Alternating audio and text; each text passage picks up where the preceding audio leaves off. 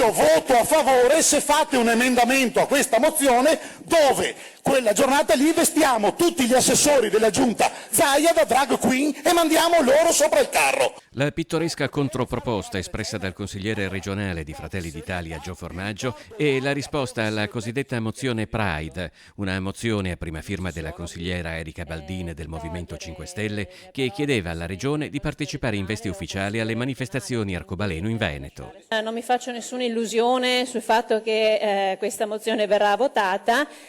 Però credo che sia un momento utile anche il confronto che avverrà tra di noi. E il dibattito è aperto e acceso proprio da Gio Formaggio. Se mia figlia mi dice, caro Gio Formaggio, caro papà, ho visto il dottor Valente con la bandiera della Regione Veneto in rappresentanza della Regione Veneto che era vicino a uno messo come un cane con la palla legata in bocca. Mi sai dire qualcosa? Bene. Io non riesco a rispondere a mia figlia su questo tema. Il voto contrario ci può stare, ribattono dall'opposizione. L'aggressività dei toni e le prese in giro no, perché le discriminazioni esistono e sono un problema.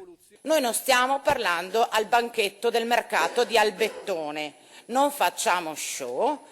Quello che diciamo ha una rilevanza politica oltre che sociale. Voleva fare un video su internet, vuole che la registro per metterlo sui suoi social perché così ha 2-3 like in più. È questo l'obiettivo o vogliamo iniziare a discutere davvero? Ma soprattutto in ogni intervento dell'opposizione si sottolinea il solco che divide certi toni e certi concetti dalle posizioni di Zaia. Il Presidente della Regione si è reso conto che forse un po' di evoluzione nel pensiero dal punto di vista dell'accettazione delle diversità è indispensabile.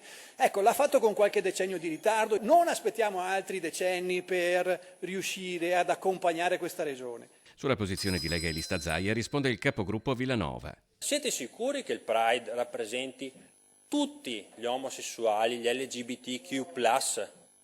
Perché quelli che conosco io, e vi dico, anch'io ne conosco, e ci parlo anche, vi assicuro, non si sentono molto rappresentati da quello che succede nei Pride in giro per l'Italia. Messa ai voti, la mozione è stata bocciata con 34 contrari e 7 favorevoli.